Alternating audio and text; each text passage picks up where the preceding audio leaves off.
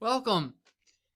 And our first look at computing confidence intervals, and we're going to focus on the mean in this video, talking about estimating and computing confidence intervals of mu. All right. So let's take a look at what we are trying to do. I will start by trying to draw a picture. Some generic. Let's take a look at a distribution here. Okay. And let's see. We'll say we have an axis here like this, right? Okay. And let's just say that this is centered at 0 here. Okay. And remember, when we do a confidence interval, if I have a confidence interval and I want an area of 1 minus alpha in my confidence interval,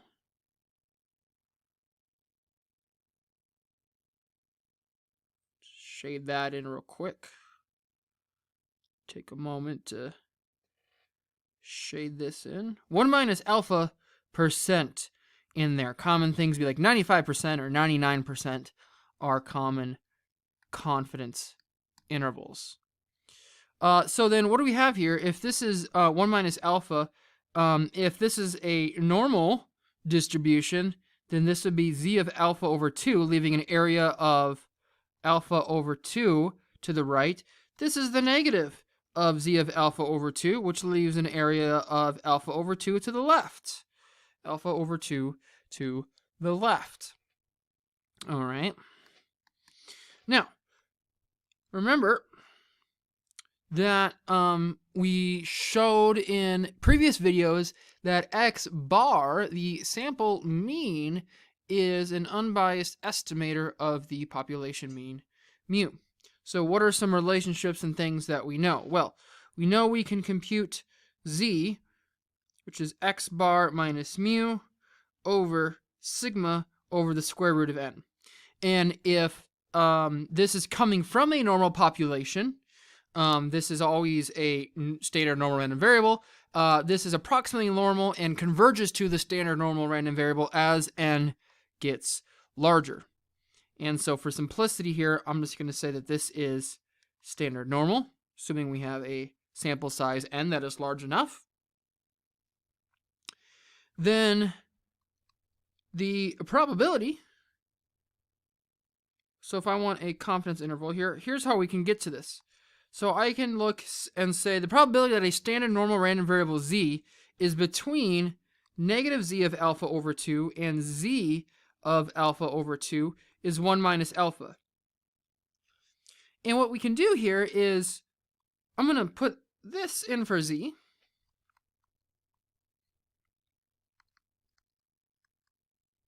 So this is x bar minus mu over sigma over the square root of n,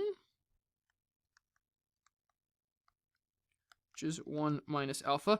And then if we do some algebra here, then we can solve for mu in the center of our inequalities, right? We would just do some algebra. We have to multiplying each term by the denominator here, sigma over root n, multiplying each term by sigma over the square root of n. And then what do we need to do here? Subtract x bar from each side. Subtract x bar from each side. And then that's going to leave us with negative mu, so we'll just multiply by negative 1. And we get, what we get then is the probability that x bar minus z of alpha over 2 times sigma over the square root of n is less than mu is less than x bar plus z of alpha over 2 times sigma over the square root of n is equal to 1 minus alpha. This is a confidence interval. 100 times 1 minus alpha percent confidence interval for mu. Now, this starts to look maybe a little complicated with the notation, a little messy, but remember, a lot of these things are just numbers. X bar, you're going to know what it is. Sigma, we're going to know what it is. N is our sample size, right? So sigma over the square root of n, that's some number. Z of alpha over 2, some number we can look at in a table, right? And so this isn't, once you put some actual numbers to it, it's not nearly as messy as it looks. Another way of writing out this confidence interval, I'll scroll down here as we get ready to do the next example, is notice that this is symmetric. It's just on the left hand, it's x bar minus, and on the right hand, it's x bar plus, right? And so oftentimes we can think of this as, what's your confidence interval? Well, it's just x bar plus or minus z of alpha over 2 times sigma over the square root of n, right? And so we can compute this right here, z alpha over 2 times sigma over root n, and then just do x bar plus or minus that, and that will give us our confidence limits. With this in mind, let's take a look at our first example. See if I can keep this on the screen here. We'll probably scroll down anyways, but let's read what we have. The average zinc concentration recovered from a sample of measurements taken in 36 different locations is 2.6 grams. Find the 95% and 99% confidence intervals for the mean, assuming the standard deviation is 0.3 grams. All right. What do we have that we know, and what do we need to compute here? In your confidence interval, you need x bar, and x bar is the sample mean. Sample mean is 2.6. Average recovered from a sample, 2.6. We would need sigma. Standard deviation is given to be 0.3. Sample size n, 36. Okay. And this is asking for 95 and 99% confidence intervals. Let's talk about, just do the 95% first, right? So if we want to get a 95% confidence interval, that means you're going to exclude 5% of the area, half on the left, half on the right. Half of 5% is 2.5%. So alpha, in some sense, if this is 95%, alpha is 5%, alpha over 2 is 2.5%. So in terms of getting the confidence interval, we need z of alpha over 2, z of 0.025. Z of 0.025. And remember the notation here in the subscript is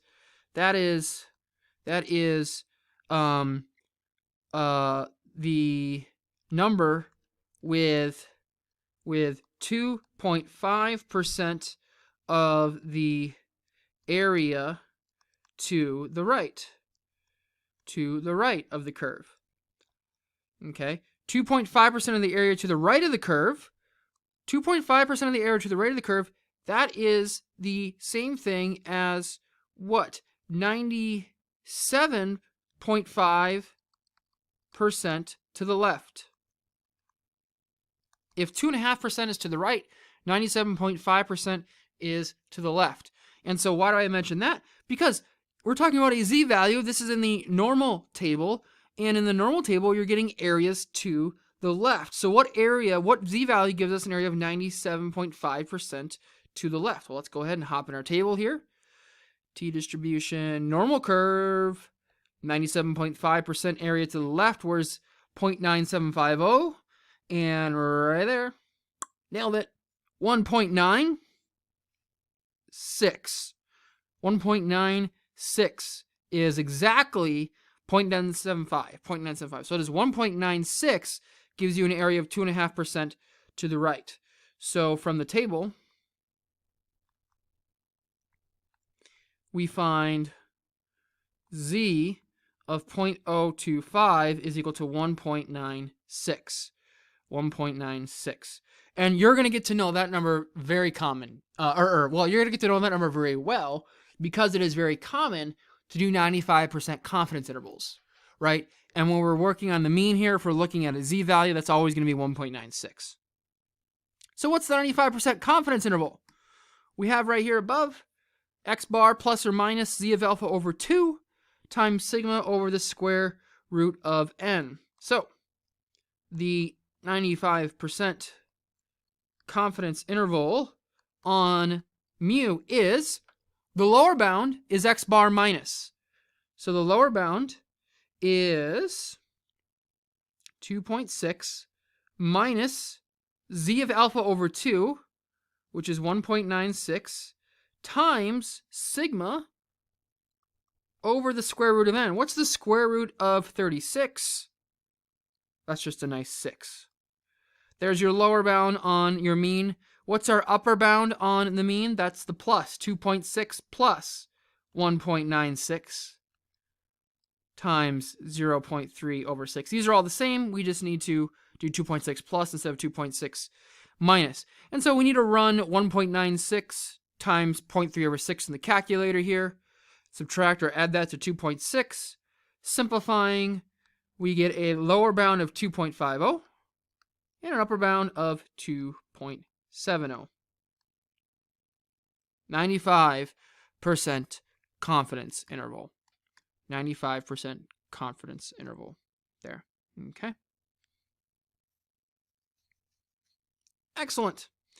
Good. Let's do the 99% confidence interval. What changes on the 99% confidence interval? What changes on the 99% confidence interval is the z-value you need. X bar doesn't change, sigma's not changing, n is not changing. So for the 99% confidence interval, we need 99% confidence interval. That means you exclude 1% of the area, half of that to the left, half of it to the right. Half of 1% is 0.5% or 0.005. So we need z of 0.005. So we have to go look up in the table, where is 0.005 area left to the right? Well, using our symmetrical values on the table here, 0.005 is going to give us 99.5. 99.5. So let's see what we have here. Where is 0.995? Well, here's 0.9949 and 0.9951. And so 0.995 is smack dab in the middle. It's exactly halfway. And so our interval isn't going to change much if we use either the 2.57 or the 2.58. But since this is so convenient, we know it should be roughly exactly halfway between 2.57 and 2.58. Let's just call it 2.575.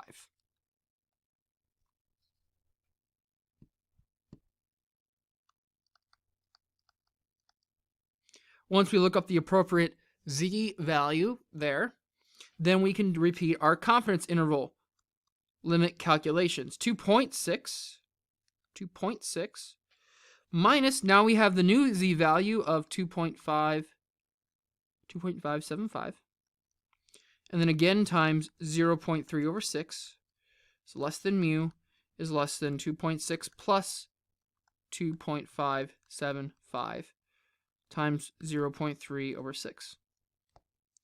And we get a confidence interval then of 2.47, it's less than mu is less than 2.73. There we go. Good.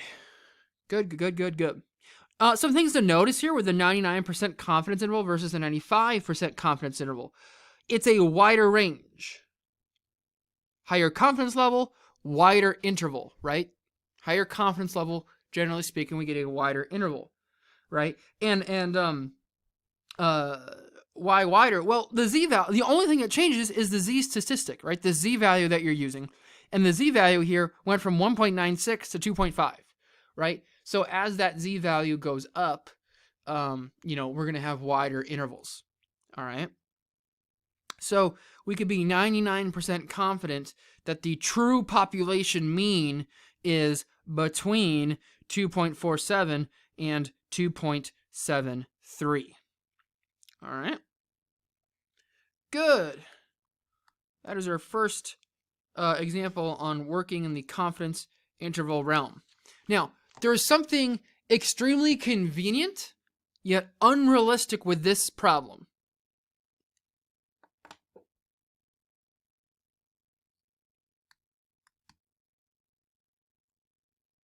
Standard deviation is 0.3 grams. All right. You're telling me you know the population standard deviation, but you don't know the population mean? A little fishy, right?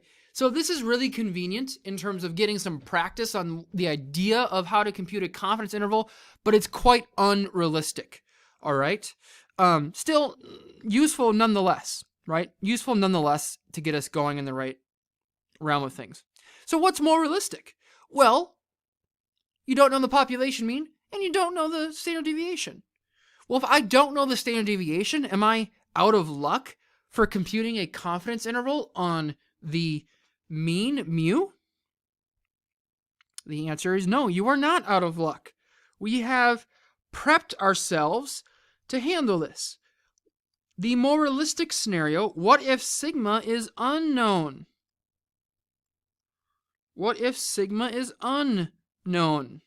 What if sigma is unknown? Well, how have we prepped ourselves? We know that we can use the sample variance as an unbiased estimator of sigma squared, the population variance. But what happens when you are using the sample variance? Instead of having a normal random variable z, which is x bar minus mu over sigma over the square root of n, we'd have a t value, right? T, remember t, x bar minus mu over s, the sample standard deviation over the square root of n.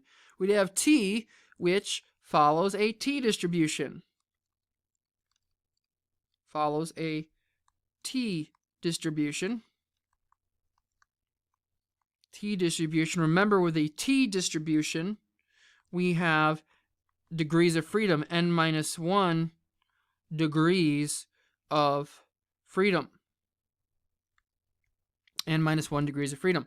Now, since the way we calculate the t value is so similar to the way we calculate the z value, it shouldn't be too big of a stretch to imagine how one could take the process we did at the start here and extrapolate this and get a confidence interval using the t table rather than a normal table. Instead of having sigma down here, you just have s, and the same steps would apply, and we can get a confidence interval using the t distribution. So what would that look like? That would just be x bar minus t of alpha over 2 times, again, now we have s instead of sigma over the square root of n. That's our lower bound on the mean. The upper bound then is just x bar plus t of alpha over 2 times the sample standard deviation s over the square root of n. That is our 1 minus alpha confidence interval using the t distribution, okay? Right? And so something that you're going to be becoming familiar with then, that's worth looking up. That's worth looking up here in like the previous case, we could compute these same intervals, assuming maybe the sample standard deviation was 0.3 grams, right? What if the sample standard deviation was 0.3 grams? Well, then we would use s equals 0.3. But what changes in the computation? If we assume s is 0.3, then it's still going to be 0.3 over 6. But it's the t value that changes. So what would be t of 0.05 with a sample of 36? That means we have 35 degrees of freedom. Do we have something like that in our table? t-distribution. 5% of the area to the right. 5% of the area. No. T of alpha over 2 would be 0.025. Thank you. And then let's take a look here. With a sample size of 36, we need 0.025. There we go. That looks good. And 36. 36 is somewhere between 30 and 40 on this column of 0.025. So we'd have to use, we'd either have to look it up in an alternative table or use an approximate value for t of something like, look at this is right between 30 and 40. It's pretty close to between 30 and 40. Come on. I'll take that. So 36 is almost halfway between there. So we would suspect to be about halfway between 2.04 and 2.02. And so I would say 2.03 would be a perfectly acceptable value to use for t there. So 2.03. 2.03 is what you'd be looking at there. So it's going to be the same computation, except you're going to have a t-value of 2.03 on a 95% confidence interval, right? I will encourage you to, after this video is complete, finish this out and see what is the confidence interval if you assume sigma is unknown. T is 2.03. When we did a 95% confidence interval, we had z as 1.96. It should be wider than the confidence interval we have here, 2.5 to 2.7. For the 95% case, should be a little bit wider, right? There is more uncertainty when the population standard deviation is unknown. I will leave you to try to tackle that. If you have questions or want to share the interval you got, please post those in the discussion thread below. For now, we will take a brief break and pause and come back in the next video and talk about some one-sided confidence intervals and a few other details. We will see you in the next video.